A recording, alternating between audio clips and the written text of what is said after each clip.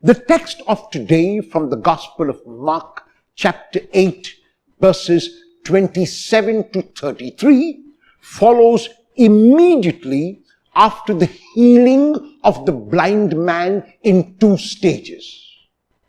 In that miracle, which is only one of the two miracles in which Jesus uses external methods, we were told that the man is healed in two stages. He sees people like trees in the first stage, which is unclear sight, and he sees people clearly in the second stage, which is clear sight.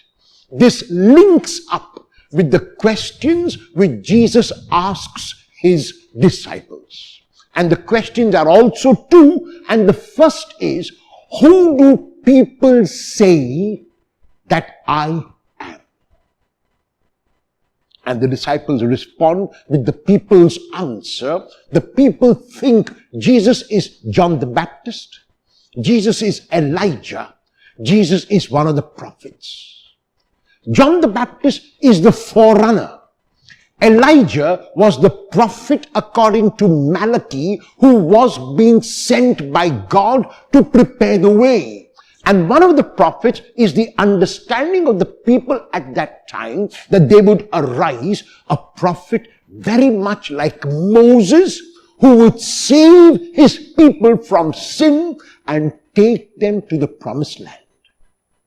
However, that refers to the unclear sight of the man where he sees people like trees walking, because Jesus is not John. John is only a messenger. Jesus is not Elijah. Elijah is only a prophet. Jesus is not one of the prophets because he is infinitely greater than Moses.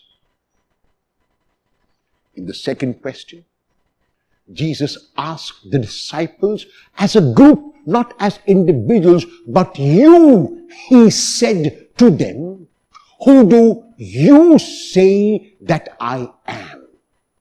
In the question, the you is emphatic and the you is plural, which means it is a question posed to this inner group of people whom Jesus asks. They have been with him. They have encountered him at close quarters. They have seen his miracles. They have heard his teaching. They have lived and eaten and drank with him. And now, he wants to know whom they recognize he is. And so the question is, but you, he said to them, who do you say that I am? And Simon Peter becomes the spokesperson of the group when he responds to Jesus in Mark by saying, you are the Christ. The word Christ in English comes from the Greek Christos, which in turn comes from the Hebrew Messiah. All of them mean anointed one. So when we call Jesus Christ or Christos or Messiah, we are saying the same thing, that Jesus is the anointed one of God.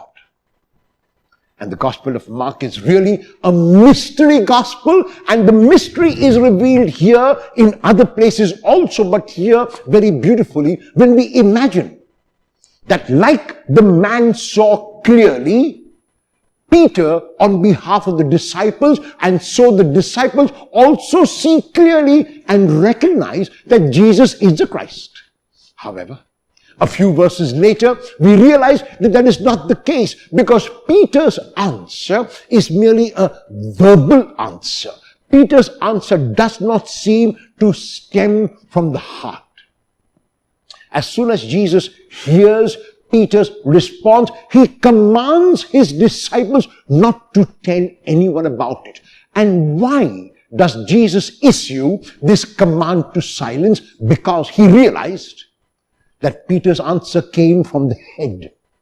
Peter's answer came from the lips, and Peter's answer had to come from the heart. When it came from the heart, it would be the correct answer. At the moment, it was only from the head and from the lips, and so it needed to be transformed. And Jesus does it after commanding his disciples to silence. He tells them the kind of Christ that he has come to be when he speaks the first passion and resurrection prediction in the Gospel of Mark. And in it, he speaks about how, as the Christ, he will be put down. How, as the Christ, he will be judged. How, as the Christ, he will be condemned. How, as the Christ, he will be scourged. How, as the Christ, he will be nailed. But how also, as the Christ of God, he will rise from the dead. And so the first passion and resurrection prediction in the Gospel of Mark is in chapter 8, verse 31. So Jesus hears Peter's answer and explains the kind of Christ that he will be. We know that Peter's answer is merely an intellectual and a verbal answer. When Peter hears what the Lord says, he responds angrily and says, that should never happen to the Lord. The Lord cannot suffer. The Lord cannot die. The Lord cannot be crucified. The Lord cannot be that kind of Christ. And Peter rebukes the Lord. The word which Mark uses for rebuking is the same verb which Mark uses when Jesus exorcises demons. So Mark is telling us that Peter was telling Jesus that Jesus is possessed when he talks like this. That Peter cannot accept a suffering Messiah. He cannot accept a crucified Messiah. He cannot accept a Messiah who goes to the cross. And Jesus has to correct Peter's misunderstanding. Jesus has to rectify Peter's answer when he tells Peter to get behind him. Because Peter is not on God's side, but on human side. The humans would want Christ to be a conquering hero. The humans would want Christ to come galloping on a horse. The humans would want Christ to overthrow the enemies. But the Christ whom God has sent is a Christ who will win through love. A Christ who will win when his arms are spread out in total surrender. A Christ who will not impose his view on another. The Christ who will not impose his teaching on another, but a Christ who will constantly invite and beckon and call people to the fullness of life. This Peter cannot understand. And so Peter's answer remains at the intellectual and verbal level and has to go after the explanation of Jesus to the deeper level, to the level of the heart. It is only then will the command to silence stop. It is only then when Jesus will tell people that they can proclaim him, because immediately after talking about his passion, death and resurrection, Mark adds a phrase. And he said this plainly. In other words, he said it openly. He said it without mincing words. He said it not in parables, but in simple words which people could understand. Today, the Lord is asking me, who do you say that I am? What kind of a Messiah? What kind of a Christos? What kind of a Christ is the Lord for me?